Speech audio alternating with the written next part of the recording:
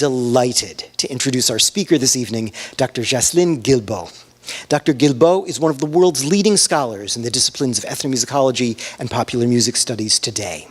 Since the mid-1990s, Guilbault's work has been at the cutting edge of politically engaged, collaborative scholarship on expressive culture. To truly appreciate the impact of her work, you need to know something of its intellectual context.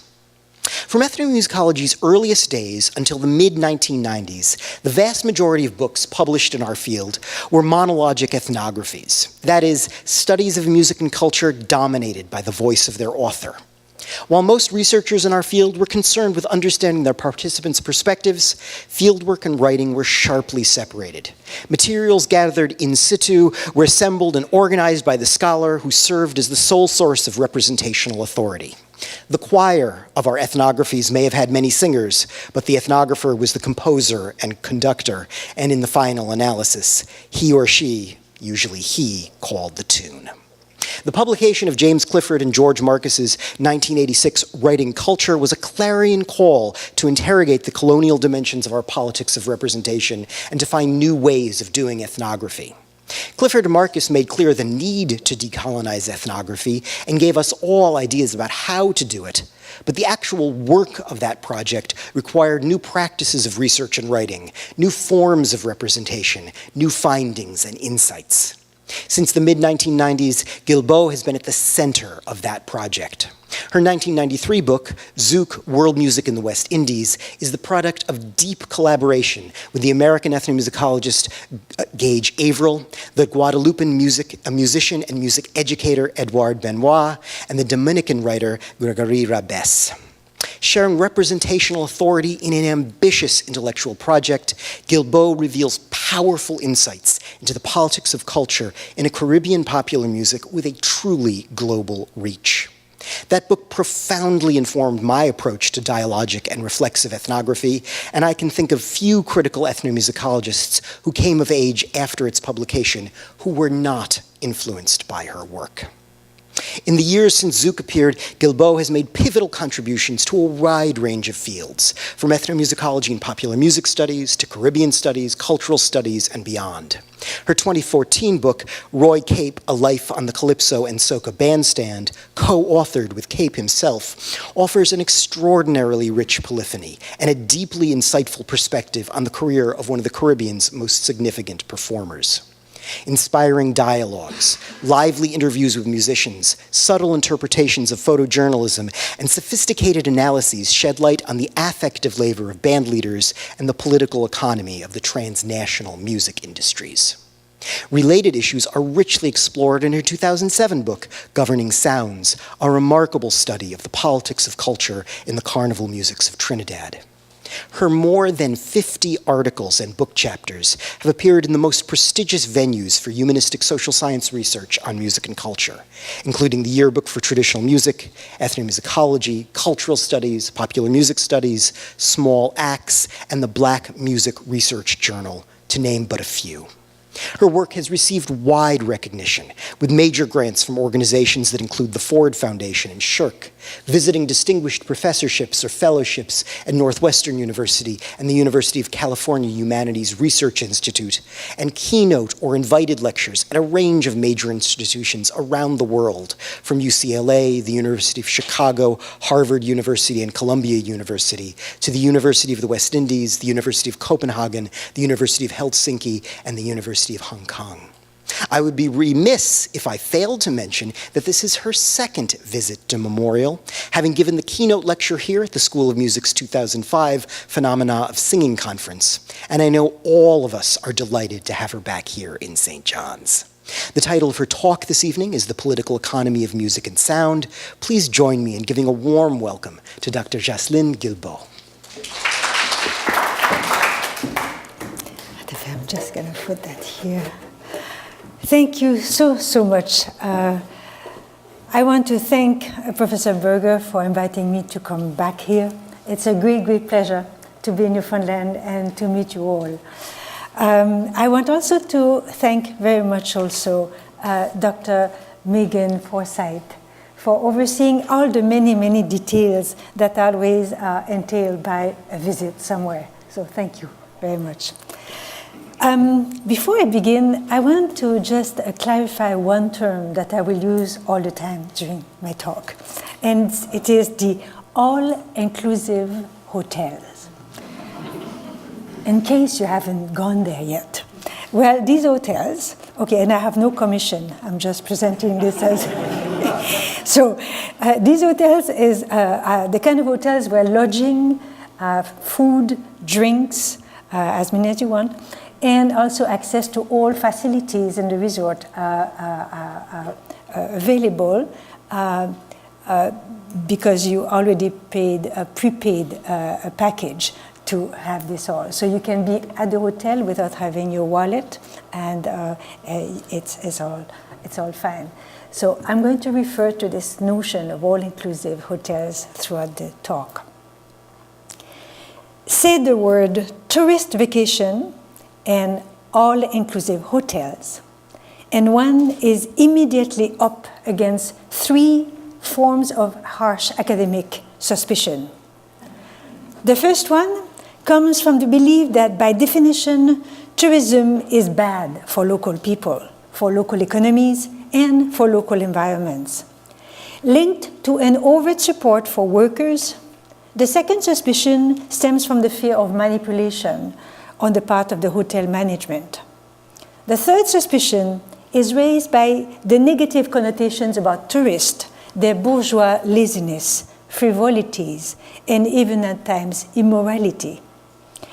As a result, even though the selection, distribution, and presence of sounds and music in many spaces, such as recording studio, malls, films, and CDs, have been examined by numerous authors from different academic disciplines, few publications have addressed the political economy of music and sound that is so central to touristic sites. Why does the tourist site and class remain an inauthentic, unauthorized, or otherwise spurious subject?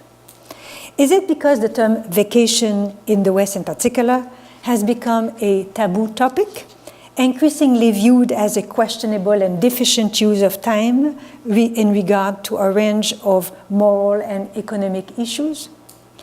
Is vacation simply deemed a luxury in a landscape dominated by work? Is vacation the gap made all the more glaring in the frenzied neoliberal ecumen? Or is it that the overwhelming focus on the visual and material aspects of tourism has silenced the importance of the political economy of music and sound in sites of leisures? Or might it be, and this may be the last possibility, but maybe the main reason, is it because musics played for tourists on vacation have typically been regarded as bad music, as sanitized, commoditized, lacking authenticity, and devoid of originality? The volume titled The Political Economy of Music and Sound, Case Studies in the Caribbean Music Industry, that I have co-edited with Timothy Roman, responds to these questions and has two aims. The first is to emphasize the need to examine all of the ways in which economics and politics, that is, capitalism and power, are intertwined and interpenetrated across social scale and musical production.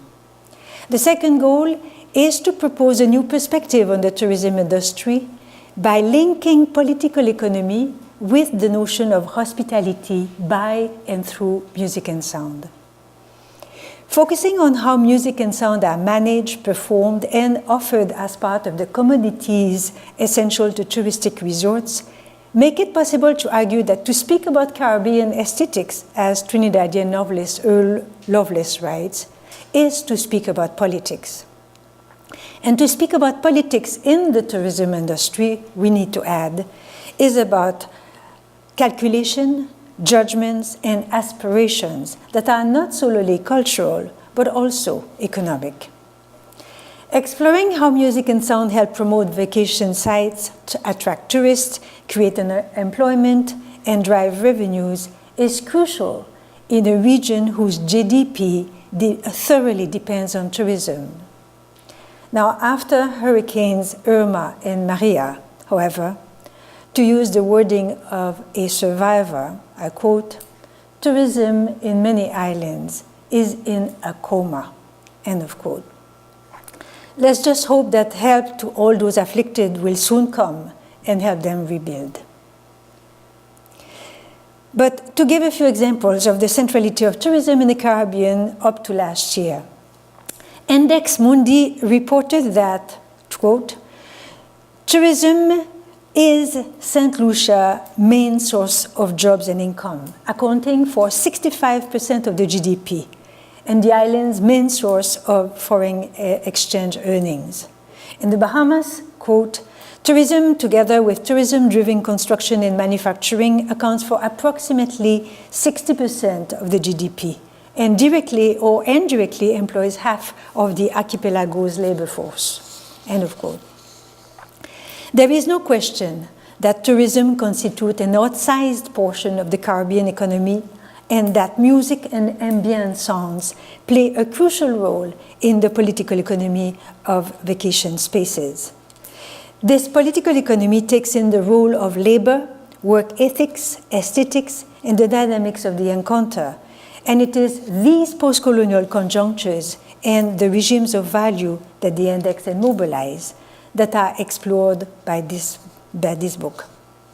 My own study in this book, titled Sound Management, Listening to Sandel's Halcyon in Saint Lucia, is not about praising or demonizing managers, musicians, or vacationers. It is not about whether the activity of tourism is suspicious or marvelous, nor is it an accounting of the consumption or objectification. My purpose in studying the political economy of music and sound at an all-inclusive is to investigate the complexity of management's and musicians' agency. It is about exploring how something called touristic experience through music and sound is generated out of particular conjunctions that are always mediated. Here, I'm putting in conversation the managers' and musicians' predicament and interrelatedness as a conjunction that reveals the mediating forces of history, politics, and economics. While my paper focuses on the experience of sounds of vacation, I do not equate experience with first-person accounts by tourists. Rather, I refer to what informs the tourist experience. Sound and music inform tourist experience at every juncture, not just the immediacy of the on-site experience. Similarly, musicians and managers all bring different knowledges, musical taste, and experiences shaped by a wide array of mediations: colonial legacies, post-colonial conditions, globalization, the issues of race, class, gender, and more. How does hotel management and musicians plan to reach out to tourists whose majority is white and comes from England, Canada, and the United States, and in the encounter, use the sameness and difference of sonic experience to create soothing, energizing, and pleasurable feelings of vacation? What kind of entertainment infrastructure is put into place to provide music for the ear and for the body? What policies and politics govern the hiring of musicians? How is the sonic space in the resort commodified and made economically profitable?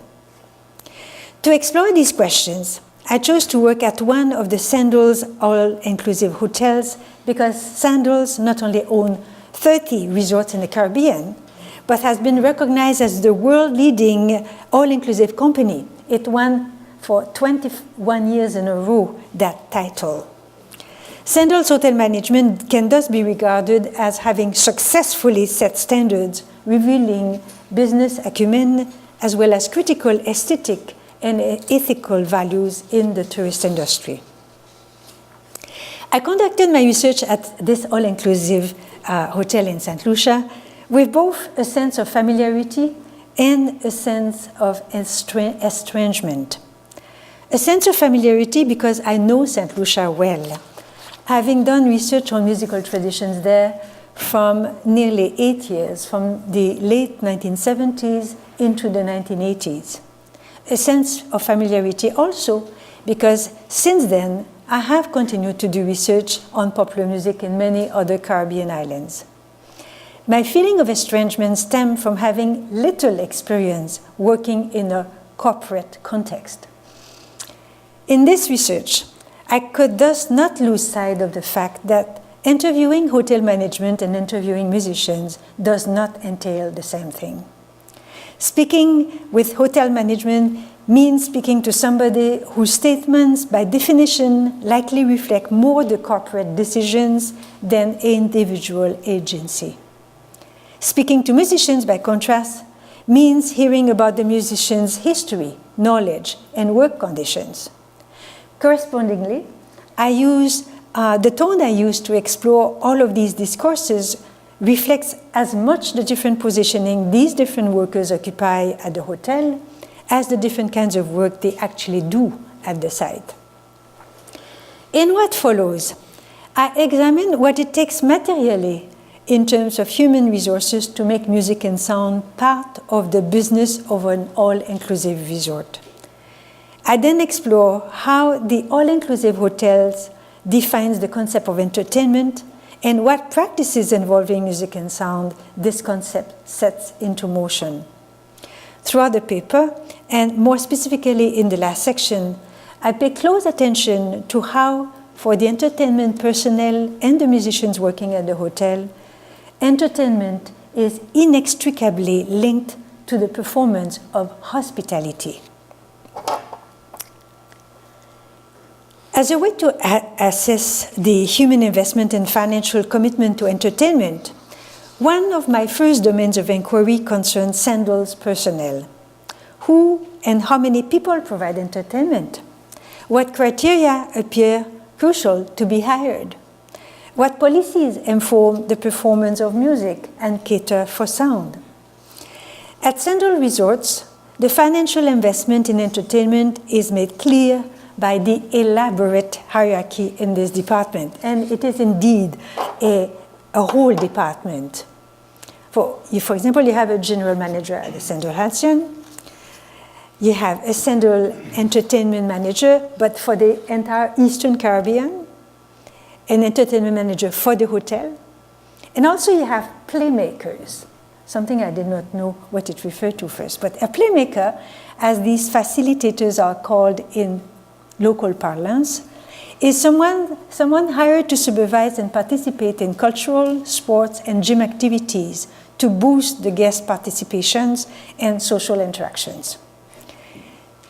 In the post-colonial analysis of labor, this issue of gender is unavoidable. At Sandel's Halcyon, I consider gender, but in particular, women's positionalities through the lens of labor. Women carry out 3 different kinds of labor. Service employees, and they have traditional gendered roles. So women clean the bedrooms while men cut the grass. Entertainers, women are singers or they are dancers. However, for the management, it could not be so easily predicted. While the highest positions in this elaborate hierarchy continue to be occupied by men, Sandel's managers are undoubtedly mindful of gender politics. But most likely, they are looking for the distinct skills, high performances, standards, and appeal that each individual brings to the establishment. So the entertainment manager at Sandal Halcyon is a woman, and as you can see from the description, had a lot of experience to get there, to be a manager. And then for the playmakers, there's 2 men and 2 women. One of the most striking common features of the Sandal Halcyon's entertainment personnel is that they are all seasoned travelers. They have all traveled extensively, either to obtain a business degree in Canada, to acquire some artistic training in New York or Jamaica, or to work on cruise ships. Some others have traveled around the islands to work or to study. That the entertainment personnel is made of seasoned travelers should not come as any surprise, because West Indians are very well known to travel a lot. However, not all Saint Lucians travel. Hence, could it be that one of the recruitment criteria to be part of the entertainment personnel at Sandals is to have extensive travel experience?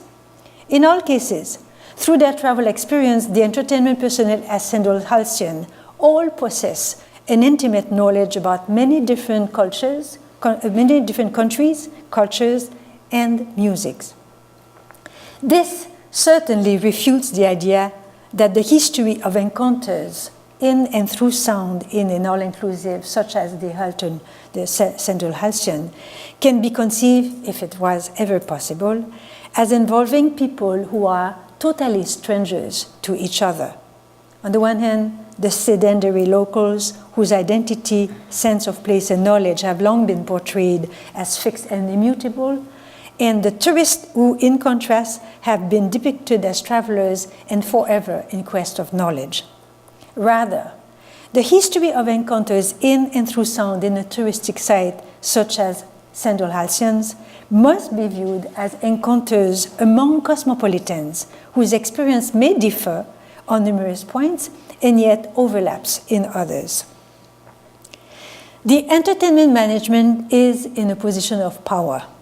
To give a few examples, based on their aesthetic judgments informed partly on their musical experience, their cosmopolitan outlook, to use Ulrich Beck's wording, musical taste, as well as their knowledge of the local music scene and their tourist clientele, the managers hire some musicians and not others. They establish the do's and the don'ts in relation to the selection of music. Quote, "No profanity, of course," I was told. "We don't encourage heavy metal or hardcore dance hall. Even if it's clean, no dance hall. Calypso, I will play some on the loudspeakers, but not others." End of quote.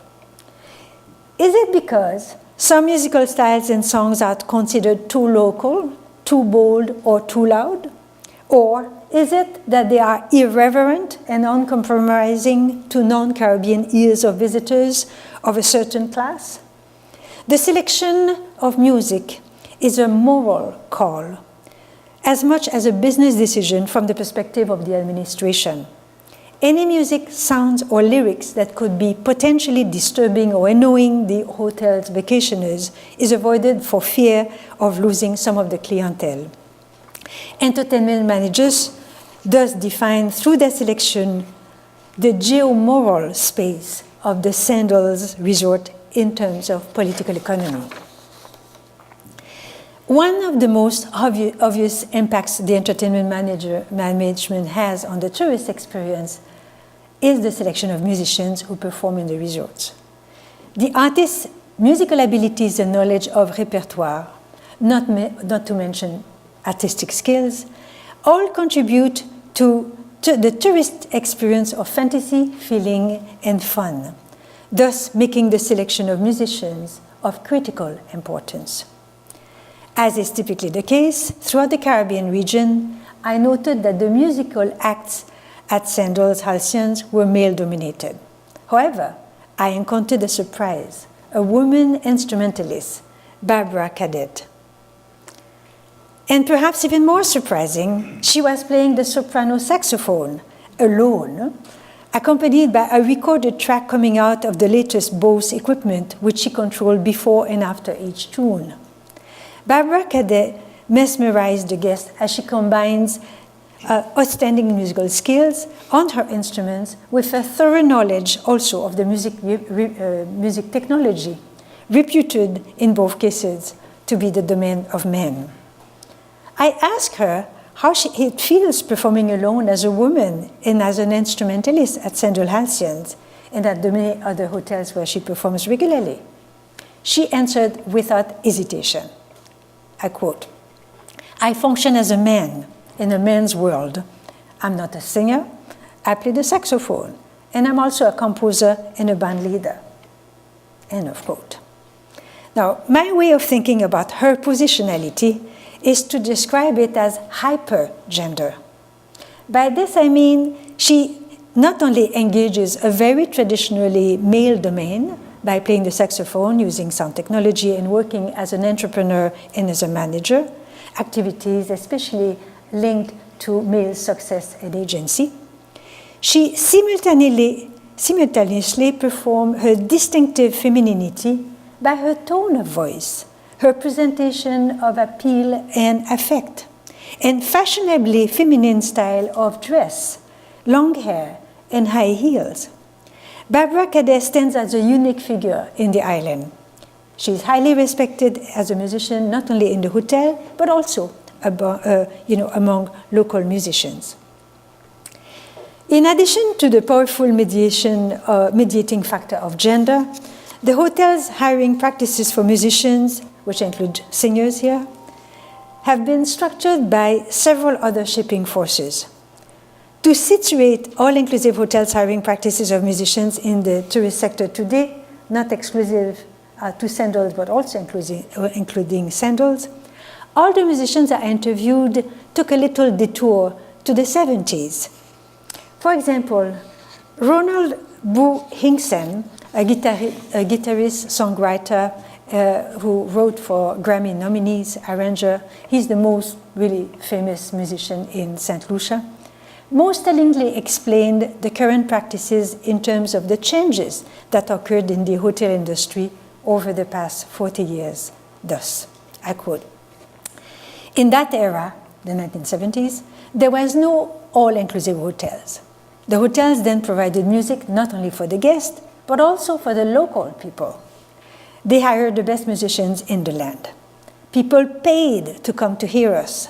Since True Tones, his band, was regarded as the best in the country, all the tourists would congregate to hear us. In addition to that, the local people would come to hear us." End of quote. As Hinkson remarked, the hotel made money and the band made money. But with the advent of the all-inclusive concept, Hinkson explained, quote, "Entertainment now generally is no longer a source of revenue for hotels. The tourists have paid everything before they come here, and the all-inclusives do not allow local people to come to the hotels and pay to come in and drink." End of quote. As a result, for the all-inclusive hotels administrators, music entertainment is regarded as an expense and accordingly is simply assessed as one of the services the hotel provides.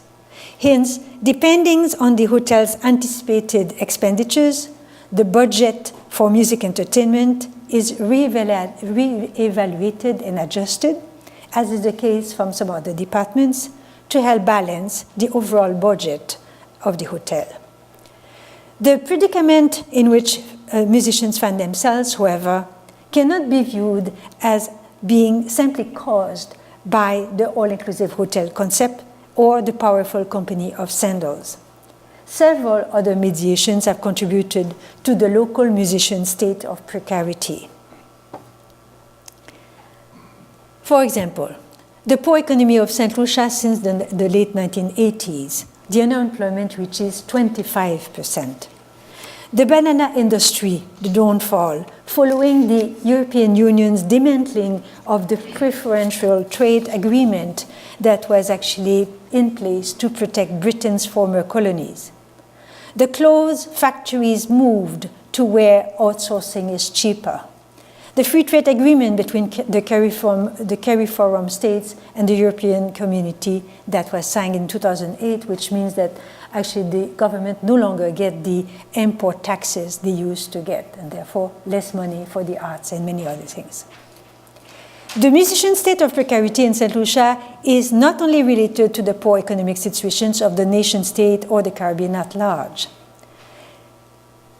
Recordings no longer sell. And in spite of the fact that in Saint Lucia there are 21 radio stations, local radio stations do not play local artists. So they don't get royalties, and in addition, therefore, they don't get any exposure. For most musicians in Saint Lucia, all-inclusive hotels represent the main source of employment. There is no musicians' union, and musicians need to work to survive. The competition among musicians is severe. The all-inclusive hotels can hire musicians for short-term contracts at relatively low fees and in the company's best interest. As a result, Saint Lucian musicians choose to work on cruise ships to make a better living. The pay is usually higher. And all musicians I interviewed say that actually also it's a very formative experience because they have to play a very wide range of repertoire, the top 40s from the US, but also the many songs that became so famous in Canada, in England, and so on. However, musicians want to come back home and stay home after a few years back and forth at sea.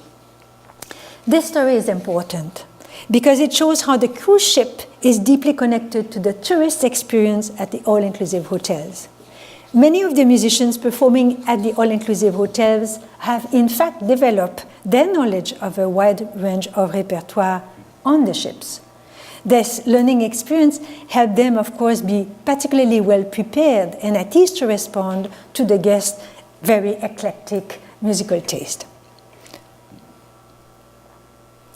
Okay, so I have not put this, sorry. The concept of entertainment is not self-evident. Not only is the concept culturally defined, it is also historically, politically, and economically informed. What can we learn about the political economy of music and sound by looking at how the concept of entertainment is understood at the Central Halcyon? To what extent is the concept of entertainment the defining feature of hospitality, of what hospitality means at the hotel? What follows begins to answer these questions. In many areas of tourism, as sociologist Adrienne Franklin and cultural geographer Mike Crank note, it is assumed that, I quote, tourists are seeking to be doing something in the places they visit rather than being endlessly, spectatorially passive. End of quote. Accordingly, one of the definitions of the concept of entertainment at Central Halcyons refers not only to music, but also to a wide range of activities, including beach volleyball, pool volleyball, gym assistance, etc., and dancing lessons. While they do not include live performance, many of these activities are resolutely imagined by the Central Hotel management as indissociable from music accompaniment. A second concept of entertainment, aiming to cater to guests whose definition of vacation is to be able to have a quiet time and space, meaning a space with a minimum of human interferences, is also addressed. So when I reached the south side of the resort, I was struck by the change of ambience. To accommodate these latter vacationers, there is no music diffused on speakers, not at the Paradise restaurant, nor at the Paradise pool. Here, the guest speaks softly. One can only faintly detect the sound of the waves hitting the shore. The many trees and bushes surrounding this side of the resort efficiently mute or soften most ambient sounds. Now, I say most ambient sounds because even in the thickest bushes around, in the Caribbean, the talkative robin redbreast can still wake up people in the wee hours of the morning. The dove's soft calls can still produce an unwanted lull in the afternoon. And the tree frogs with their high-pitched ostinato patterns mixed in the hocket style with the male crickets chirping can also keep people alert when darkness settles in. The absence of music and keeping human voices at a minimum level in this part of the resort, while there's music in other parts of the place, means that the tourists have a luxury to be of two minds, to turn off and chill, or to participate in activities. At Central Halcyons, a third of definition of the concept of entertainment is articulated through the creative use of the resort. The goal? To play on the senses of seeing and hearing different things depending on where the guests are hosted. To capitalize on different sounds in different sections of the resort as commodities. To use cultural theorist Tim Edenser's metaphor, tourist space is staged. In contrast to Ederson's focus on the tourist performance in such space, however, I explored here how entertainment managers select and stage performance spaces. The staging of tourist space in Central Halcyons not only take different shapes, but also create different acoustic possibilities and sonic mixtures. One evening at Central Halcyon, Telvin Jones, a stand-alone singer with an amazing vocal range, performed on an open-air platform facing the Sunset Pool. Passing over the water, the sound traveled far and resonated through the night air. Guests came and sat on long chairs and regular chairs around the pool to listen. From where I sat, I could still hear faintly to my right the striking sound of the cues hitting the balls on the pool table. But the singer's voice and his playback track accompaniment dominated the open-air space. Leaving at times his equipment on stage and coming close to the guests while singing, John impressed me with his surreal-sounding presence, near and far, expansive, even though he was performing alone. On another occasion, I had to leave the gazebo where I was writing notes, as a wedding was going to take place a few hours later. I watched a worker set up a speaker where a standalone musician was going to perform during the ceremony. As the gazebo was set on high ground near the sea, the music this time was going to be accompanied by the sound of the crashing waves hitting the shore, and the whisper of the wind serving as an obligato to the sonic medley that afternoon. At Central Halcyon, there is a tacit management theory that understands hearing and listening as controllable or partially controllable through the staging of tourist space and the music programming by the staff. A fourth prevalent understanding of entertainment is informed by the people's incessant desire today to expand their sensual pleasures. As anthropologist Brian Moran puts it, quote, tourism becomes more sensually diverse, end of quote. This is particularly true for food and for the construction of social imaginaries through food. Over the last few years, Sanders expanded his number of restaurants and now counts 4 of them. Interestingly, one rule now applies to all restaurants. The food dictates the music that will be played in each restaurant. Sanders thus conceives space, time, and culinary taste and music as an experiential totality. As entertainment manager Léonce Charles explained, quote, if you decide to eat French cuisine, you don't want to hear hip-hop. You want to set up an ambiance. You want to hear French music. So same thing goes for if you go to a Japanese restaurant, it's kind of, oh, I'm in Japan now. You hear some Japanese music, end of quote. At least 2 points can be made about this new approach to music management. The selection of food in articulation with the selection of music is now put to work to reinforce a sense of national identity and space as a brand in the resort context. The second point has to do with how this branding of different food, sounds, and social imaginaries of place in the resort positions Central Halcyon not only as a local site in Saint Lucia and thus also in the Caribbean, but also as emblematic of a cosmopolitan outlook and participation in worldly practices of marketing and consumption.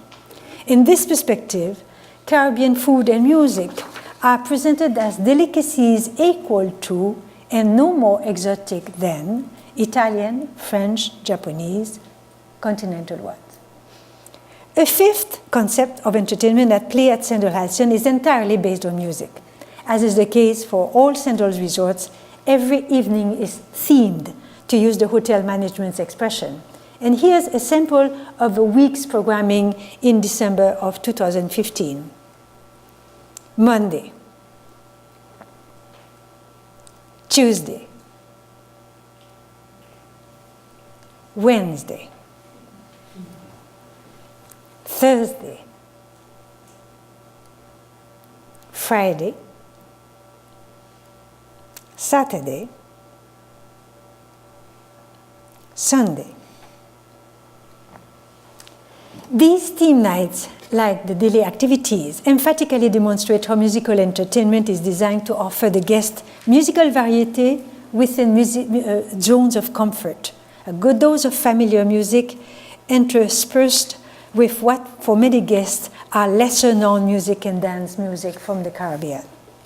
This cultivation of a sense of home away from home articulates an aesthetics that thrives on the production of sameness and difference, always in process of defining each other in highly changeable border zones relations. The relation between entertainment and hospitality in the all-inclusive hotels cannot be overemphasized. The strong link between entertainment and hospitality for musicians playing at the hotels is not simply a matter of instinct. It is also connected to the issue of employment. The musicians' performances are constantly rated in a questionnaire emailed to the guest 3 days after they return home. So their employment does depend on whether, from the perspective of both management and the tourist, they successfully join entertainment with hospitality, provide musical pleasures, create fun and excitement, and heighten the feeling of vacation and comfort to all those present. In the all-inclusive hotels, the musicians are asked to work in what business scholars Pine and Gilmer call the experience economy. In other words, musicians are hired to provide examples that are memorable, new, emotional, and interactive. To understand the strategies they use to accomplish their feat, I turn to pianist, composer, and arranger Richard Payne, who is also the director of the Saint Lucia School of Music, who has been playing for nearly 20 years on the hotel circuit. And here is how he summarizes his philosophy about playing in a hotel. I quote, "I think that the guests want to hear something new. You have to take the guests from what they're familiar with and bring them slowly into your world, not bombard them with stuff that they haven't heard before." End of quote. To impart such an experience to the hotel guest, Payne plays some standards like Smoke Gets in Your Eyes by Jerome Kern, or songs by John Legend, but, he adds, with some Caribbean flavor or twist. He plays Bob Marley's Who the Cap Fit, but in a very jazzy-oriented style. End of quote. In contrast to pianists who typically feel free in restaurants or in the lobby to introduce varied versions of the hit songs they're playing, the band members hired to perform on the theme nights rarely derogate from the style of music that have been advertised on that night. On the reggae theme night, for example, the bands play well-known reggae tunes quite closely to the original version the guests would have heard. Here, the idea is to sound real Caribbean, to be the Caribbean the guests have heard.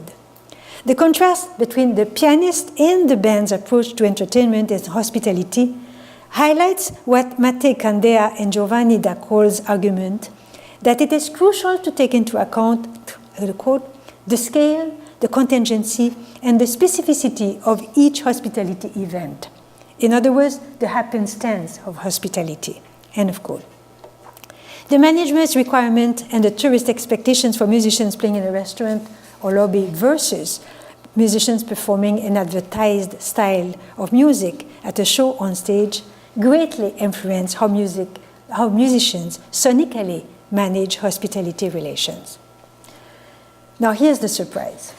The traditional Caribbean musics and dances that the guests imagine but have never necessarily heard on recordings or seen live, paradoxically leave the musicians performing on the Caribbean theme night more at liberty to choose how and through what music they want to produce a memorable experience for the guests on vacations. As anthropologist Jane Desmond discerningly writes, quote, tourism is not just an aggregate of commercial activities. It is also an ideological framing of history, music, and tradition. A framing that has the power to reshape culture and nature to its own needs, end of quote. The same could be said about the performance of traditional music. The performance of traditional music is not just part of the entertainment of the all-inclusives. It is also an ideological framing of history and what tradition means for the local artist. A framing that has the power to redefine the local culture in relationship to their own knowledge and experience. But it should be emphasized in ways that never shocked or challenged the tourist standpoint. On one Caribbean night, the manager invited me to come very specially to hear the local group play masquerade music, traditional music. The entertainment, so I was most interested because, in fact, I studied that music as a part of my doctoral dissertation. And so I was quite excited to go and listen. So I saw the group entered, but I noted that the penny whistle and the snare drum that usually accompany masquerade music were missing. Even after listening attentively to the masquerade music, I could not recognize at all the rhythmic patterns. None of the three drummers performed any singing, which in the early 1980s was always part of masquerade. I had to recognize that my knowledge of masquerade was based on, or better put, limited to the region where I had worked as a doctoral student. I wondered whether performance of this group called La Poucabouit that night was another Saint Lucian version of masquerade. I was intrigued. I went to see the group. But before I do so, let me play you a short excerpt of this group La Poucabouit. I learned that all three musicians come from around Castries, the capital. All have traveled extensively. Two of them work on cruise ships. They have all attended drumming workshops in various parts of the Caribbean, and one of them even in Senegal. One of the group members explained to me, what we played there is not the strict masquerade. It is a mix of Haitian rhythm and Trinidadian rhythm. You could say it is a masquerade intent, end of quote. Here, tradition was not limited to Saint Lucian rhythms. Rather, it embraced the African diasporic space and its multitude of rhythmic patterns and versions of particular musical genre. On that night at Saint Lucia, the La Poucabouit offered the guest an experience of hyper-reality, a version of tradition simultaneously expanded and contracted, an experience of masquerade that was not unreal, but more real than real, an experience that demonstrated the expansive agency of musicians to present tradition as opposed to represent it.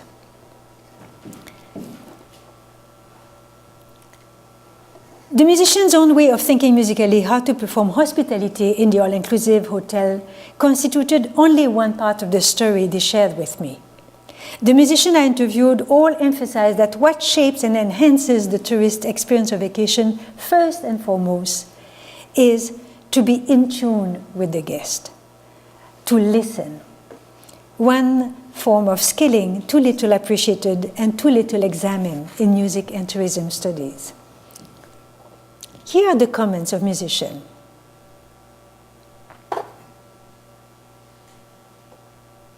And look at this next one.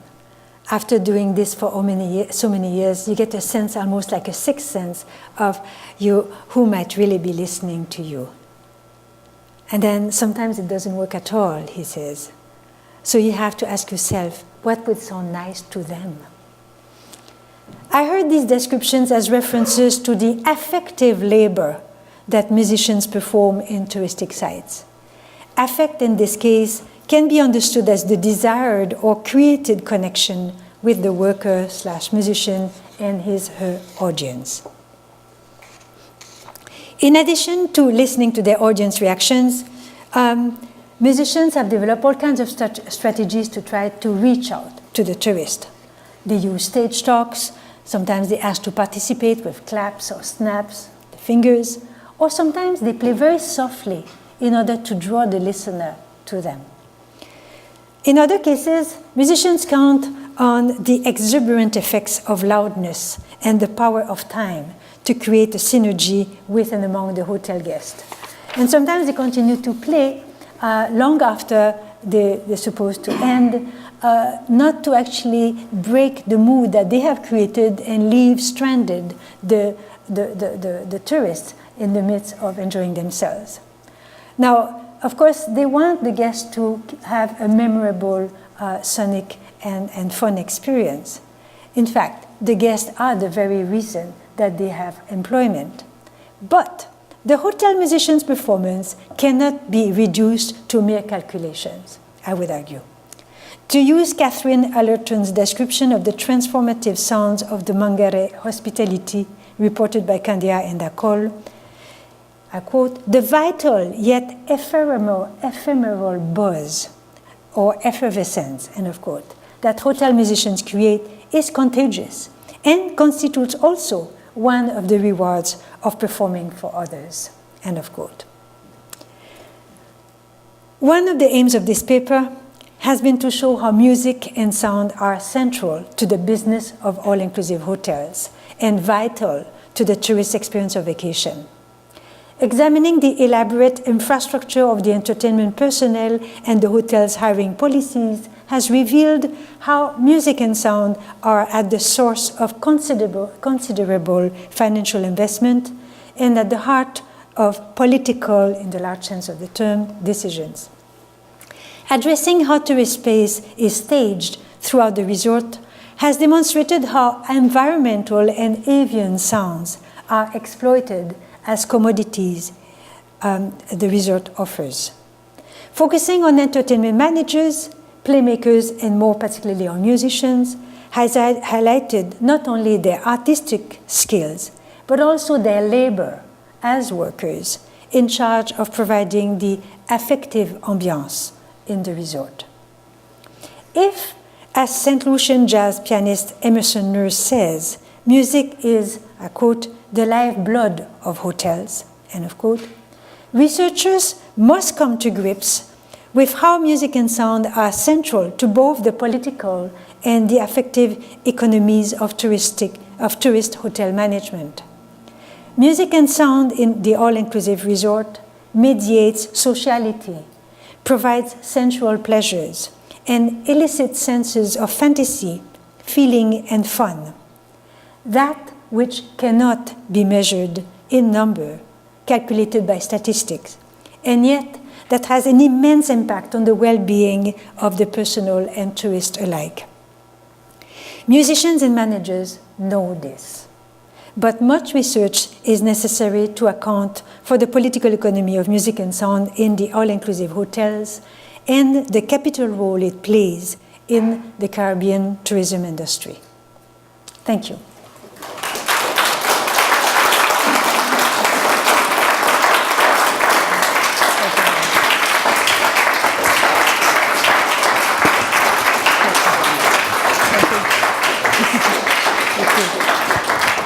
Thank you so much for such a wonderful talk. Fascinating. So many interesting ideas, such amazing data. We have time now for some questions for people here in the audience and also from our viewers over in the internet. Dr. Megan Forsyth, Center's program coordinator, is also serving as social media host. Let's start with a question from someone here in the gallery.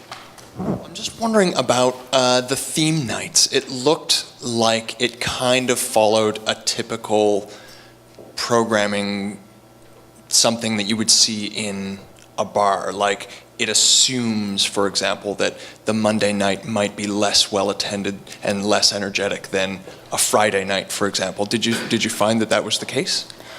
In terms of audience, no. Because remember, in the all-inclusive resorts, the guests are there for the whole week. So they go where activities are held. And so for the masquerade night, actually, it was really full house. But where you are right is that it is quite standard in the all-inclusive resorts throughout the Caribbean to have theme nights. And as you could see, some feature local musics, but many literally focused music from home, that is the guest home. Yes. Thanks. Yeah, thank you. Thank you very much for this really interesting talk. Thank you. I've got a couple of things. I should preface this by saying that I do research in Hawaii, which also has an economy that's very dependent on tourism, Yes. but there are many, many differences. And my first question is there an indigenous ethos of hospitality the way there is in Hawaii with the notion of aloha, which of course has been commodified, but is there any sort of parallel to that people can, that locals draw on? Equivalent to Hawaii with the aloha. There is not, if you wish, a formal expression of hospitality as has been basically documented and reported in Hawaii and experienced. I went to Hawaii several times. Even though it is not expressed formally, there is a fundamental way in which people in the Caribbean sense the other all the time. As in Hawaii, but far more so, of course, in the Caribbean, one has to remember the experience of slavery, the colonial legacies of race. And so it's always a delicate question, and your question is a very important one, precisely because there is a kind of ambiguity that I think will never leave. An ambiguity that is about remembering never being able to forget, actually, that they are still serving, in a sense, white people who are in the majority, the guests in the resorts. On the other hand, they also are deeply appreciative to be able to work in that industry because it remains the fact that the all-inclusive hotels actually is a steady pay for some, not for all, but also it's usually a little bit higher than in many other places. Let's say that if somebody serves at a restaurant versus serve at a restaurant at the all-inclusive hotel, usually it's a little bit better paid. So it's with a great deal of ambivalence. History marks basically these encounters at all times, as I am sure is the case also in Hawaii. But in the Caribbean, I think because of slavery, the mark is always present. Yes. So at the same time, there is, for example, the notion of time, where I find musicians from the Caribbean are extremely generous in terms of time and can play much longer than what they're paid for. And I translate this as an expression of generosity and of hospitality. Yeah. Thank you. If I can just follow up Yes, on that please, really quickly. So this all-inclusive resort sort of thing is you don't find in Hawaii very much. You've got the Waikiki Strip, that sort of thing. But it strikes me that all-inclusive resorts are a way of containing tourists and controlling movement. And even more, to put a sharper point on it, segregating white guests from brown locals in developing countries. Mm-hmm. Mm-hmm. So I'm just wondering how sound and music is another strategy of containment, if we can look at it that way.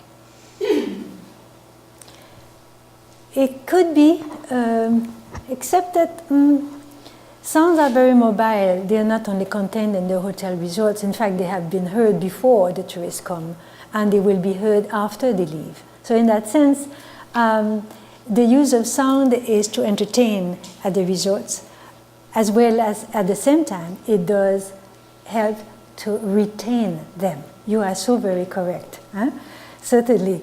But at the same time, I hesitate to say that actually sounds act as a source of contentment because what is not written in a script is the ways in which some guests go out of the all-inclusive hotels and do take excursions that are not scripted by the hotel management.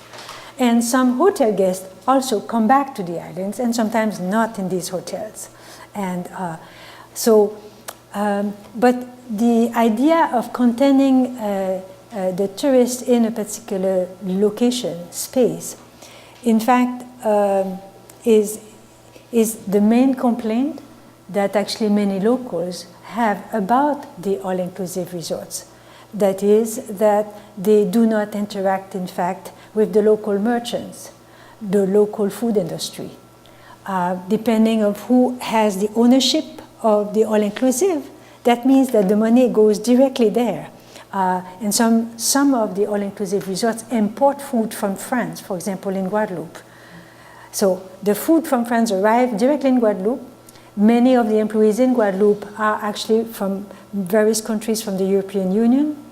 And in fact, there's very few employees except for the most menial task at the all-inclusive. And therefore, of course, really severe the potential for an economy to be actually enlivened by the presence of guests. But thank you for your questions. Yes, thank you. Yes, I think, yes. Thank you very much. I just have a question if you've ever considered secondary sources, like the use of sound and music in promotional materials, or how Sandals uses that to bring people to the resort? It's a research that I have not done. Okay. That has been done actually not for this contemporary moment, but actually for the 1930s and the 1940s by Mimi Scheller. And she's an author who wrote actually about how advertisement for many different products and sites of vacations were using sound as, of course, part of the advertisement. And she has done research on this. Thank you. Thank you. Thank you again for a lovely, really stimulating talk. I Thank kept thinking about you doing field work in an all-inclusive hotel. And in December, I noticed. And I wondered if you could talk about what that was like for you compared to other field work that you've done in the Caribbean. Thank you for addressing this question, because in fact, this is a much longer paper, so that in fact, I did not stay in the resort.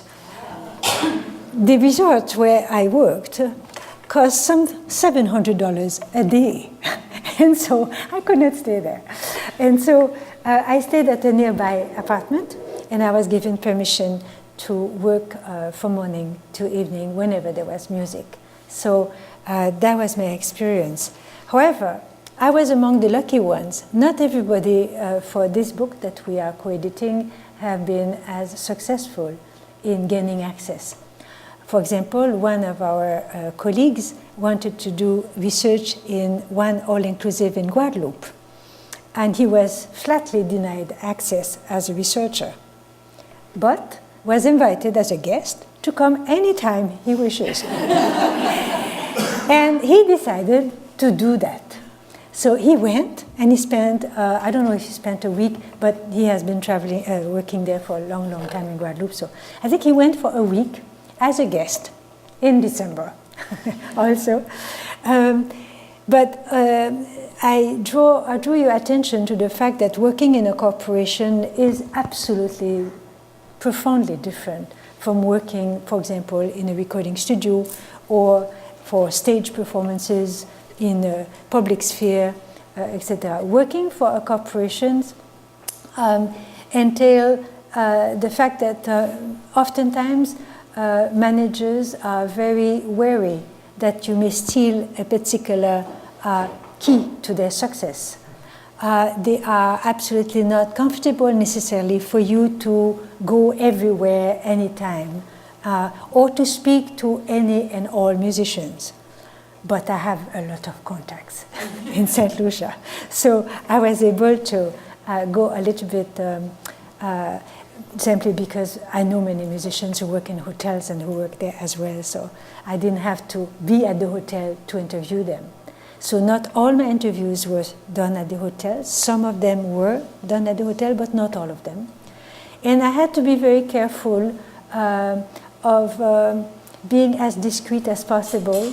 I wanted to take photographs, but I had to be... So there were some restrictions really placed on doing fieldwork at such a site compared to many other places and spaces where I did fieldwork in the Caribbean. Can I follow that up just a little Yes. bit? Can you talk a little bit about, you had a lot of contacts that allowed you to talk to musicians, but how did you approach Sandals to do the research in the first place? And how did you manage the ethics protocols when you were interviewing guests and that kind of thing? Yeah, very important question. Well, the first one though is contacts. How did I was able to reach Sandal is through contacts. Some friends of mine who used to work for Sandals in the past and therefore knew the manager and introduced me. So I had to be introduced by somebody in the know to be able to have access. That's number one. I appreciate very, very much the questions of ethics. Indeed, it's a very important when you work in a corporation, but I want to insist also anywhere and everywhere at all times when one does field work. How did I treat the issue of ethics? One way that I find that is part of an ethical, if you wish, positioning is to make sure that we don't approach certain realities or practices really solely from one perspective. But by multiplying the different perspectives, it means that it becomes a far less reductionist approach and also a less targeting one. For example, all-inclusives, have been said to be, as I mentioned at the beginning, abusing the local population or by doing this and doing this. I really made the point that actually it's not only because of the all-inclusive hotels that there is poverty in the island. There's many, many factors that come into play. So it is a little too easy to get the blame on the usual culprits as actually the press will have it or other researchers perhaps will have it. My sense of ethics was actually to really work hard to really understand the situation from many points of view and to understand what are the constraints and the possibilities for the hotels, which of course was recognized also here too, that they of course is a business and they act as one. But also to put that into relationship with other kinds of mediations that also have really very, very important impact and tangible consequences on the musician. So it is in that sense that I find by really trying to get a perspective that take into account many facets of the practices at hand help not to target, because I think that particularly in this milieu, this would have been a real problem.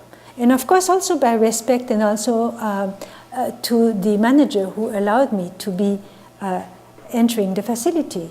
I thought that it was important to reveal also the many efforts that are actually devoted and the kind of thinking that goes through basically the organization of a hotel management. Thank you. Okay? Thank you. So I'll preface this by saying I'm neither an ethnomusicologist nor what I'm about to ask about something I actually do research on. It's more something I know from growing up and some reading I did, I forget when. The descriptions that you give of how these are run reminds me of the Borscht Belt, these big hotels that were aimed at Jewish New Yorkers in the Catskills of New York. Even the languages, there was a thing, I think it's called a tumler, which is like the playmaker, whose job was to make sure everyone was happy. And there have been some oral histories done of the staff of these institutions because they're well known not so much, some for their musical legacy, but more for their comedic legacy. All the big comedians from the 50s and 60s started there. And I wondered if you or anyone has sort of thought to make connections between those older school all-inclusive resorts. Particularly, one thing that comes to mind is some of the descriptions of them I've read is that these were the first sites that people experienced what are like rumba or these sort of exotic dances that were making their way through the 50s middle-class suburbia. And it just made me think about the two of them and how they're very similar. And being a historian at heart, despite my folklorist faculty's desire to make me not one, I just keep going back to it as something that's very similar and seems to be very, there's a root there somewhere. Yes. Thank you for your question. And the similarities are important to note, and at the same time, they absolutely need to be deeply situated. In the preface of the book on the political economy of music and sound, co-edited with my partner, Timothy Roman, we speak about how all-inclusives in different places attract guests with different kinds of expectations and histories in mind. For example, when you think about Cuba, or guests going to Cuba, they have actually certain expectations that draw back, way back from the 30s, when actually there was actually no alcohol around in the United States. Is it the 30s, correct? And when actually many tourists from the United States went to Cuba and actually indulged in really the great life of, great food, drinking, and lots of music, yes. But if you think for one moment alone about the expectations and the imaginaries of many people about Haiti, you don't have the same expectations at the all-inclusive there at all. What people have known and come with is actually this idea of voodoo, this idea of actually the specter of the dangerous, the danger, or the exotic, but actually, so, and I could go on and on. So what seems similar, all-inclusives and the people it attracts, comes with loaded baggages.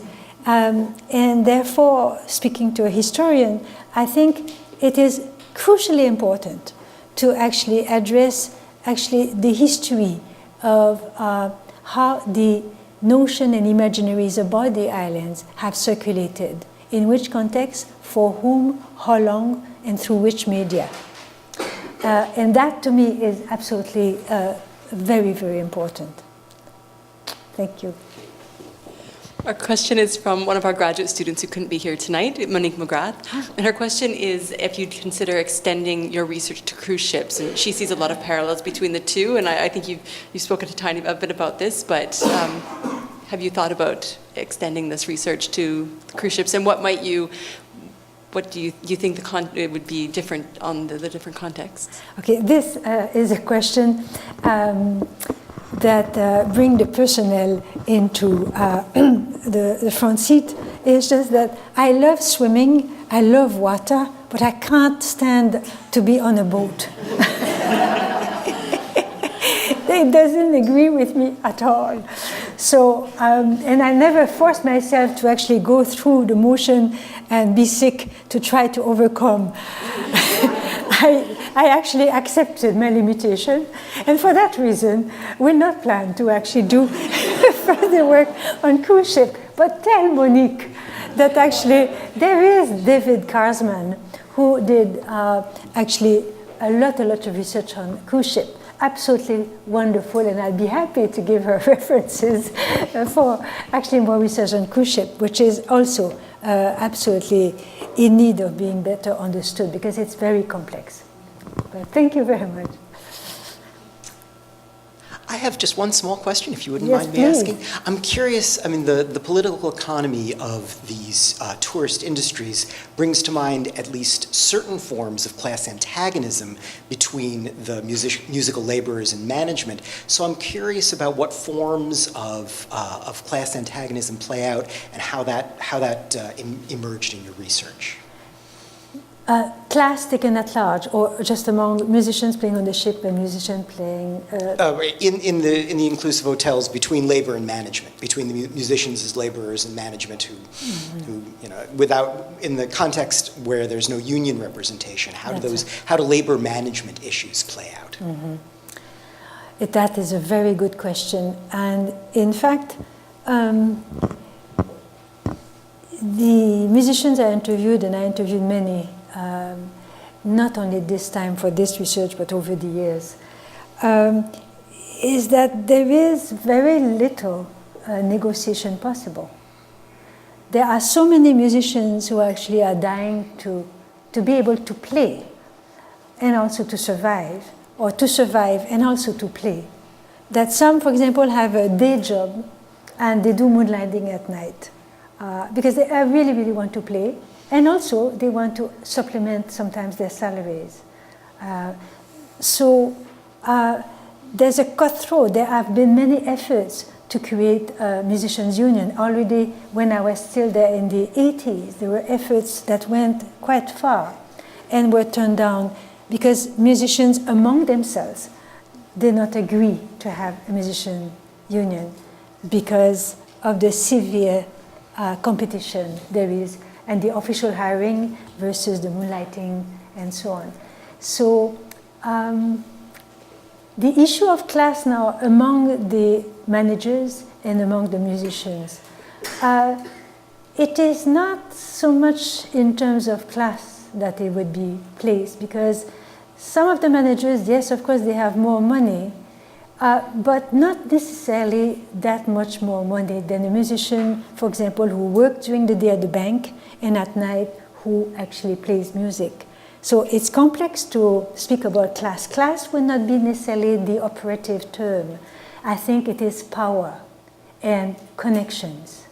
And who do you know, and who is the cousin of who, and who has helped who during a difficult moment. These are the kind of connections and payback and so on. So it is not so much class as opposed to who do you know, who do you want to help, and who is related. And also, of course, there is the power of the audience, the local audience. If a musician comes to be very well recognized by many musicians or from one performance only, it will be known very quickly in an island. It's an island. And so that will also be the power, the agency of the audience that will operate in favor of musicians around the... But it's a good question, because indeed it puts into place the fact that the musician status is complex, because usually it's rarely just the work of a musician that makes him survive. They usually have other sources of employment as anything. It could be working in the streets as well as any other things. Yeah. Thank you. It's a very important question. Yes. Yes. I've been thinking about dance, and Yes. so I wondered if you could comment on that. Do people indeed want to embody the exotic when they go to these resorts? You showed us a dance where it seemed as if it was for spectators rather than participation. Are there instances where the tourists and local dancers interact? Are they local dances on an evening where people hang out to socialize, or the transnational popular Caribbean dances, salsa or whatever? Yeah. What can you say a few words about Yes, dance? yes. Thank you. Yes, dance is very important. On the traditional night, there will be the show of the tradition presented.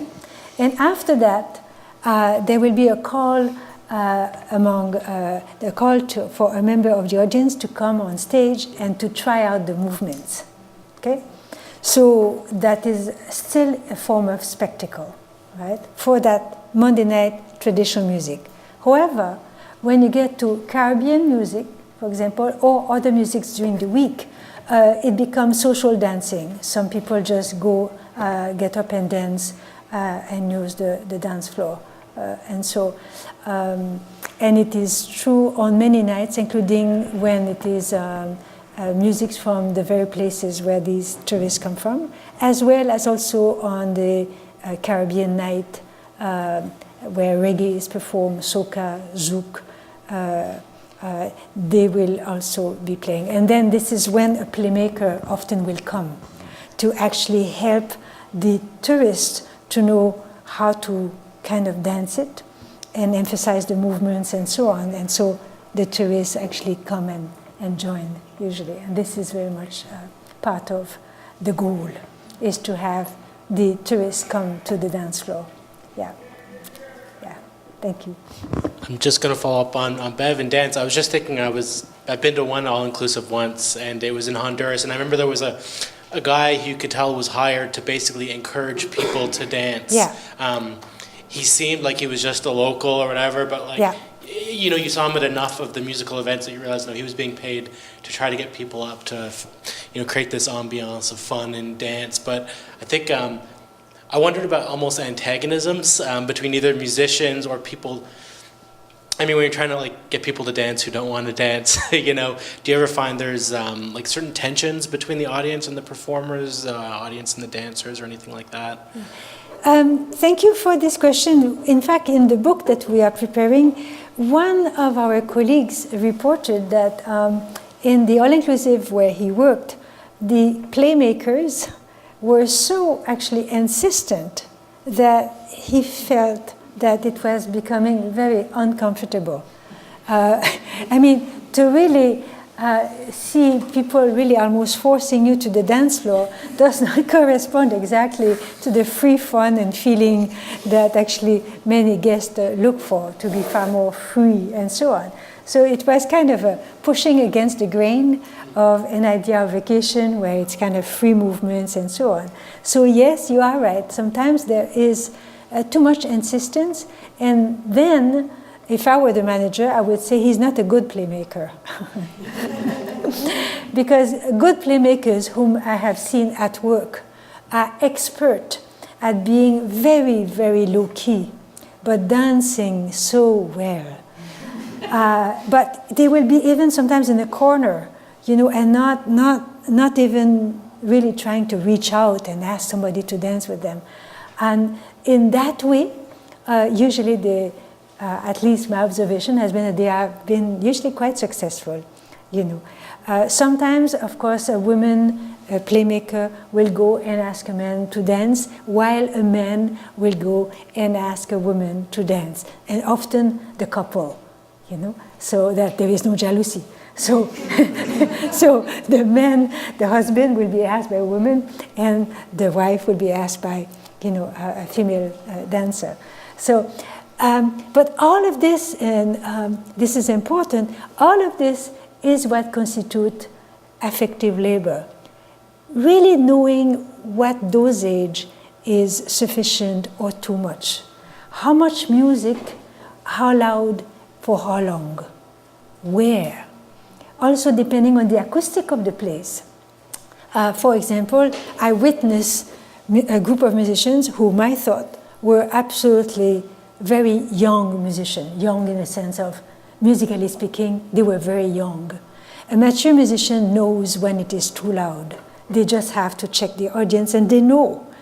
Whereas this group of musicians, they started to play very loudly. And there were some elderly people in the audience, and I could see some started to just, you know, and they got up and left. Not one couple, several couples. And to my greatest surprise, the band never stopped playing that loud. So either they wanted to go home quickly, or, but it says that this idea of affective labor here comes to be very tangible in terms of really embodied reactions, visceral reactions, for example, to loudness, or attentiveness to people's bodily reactions, you know. To me, it is really where there is really the sixth sense that comes into play that I was, if you wish, sharing with you. What musicians share, that the very experienced musicians who really are always listening. And it's quite remarkable to see how when you see some musicians who are listening, you can hear them listen. It's amazing because it's so finely tuned. It's if actually the crowds in the restaurants start to speak louder, they play softer. If actually the crowd is really silent, you could say that they increase the volume. It's fascinating. Yeah. So if there are no more questions this evening, I would very much like to thank Dr. Guilbault for a wonderful talk. I'd like to thank everyone here for coming this evening. Our production director is Spencer Crew, our camera operators Ophelia Ravencroft and Jing Cha, and of course our social media director, Dr. Megan Forsyth. After tonight's talk, we have a reception to which all of you are invited, and I look forward to seeing all of you at our next event. Thank you again so much. And thank you again.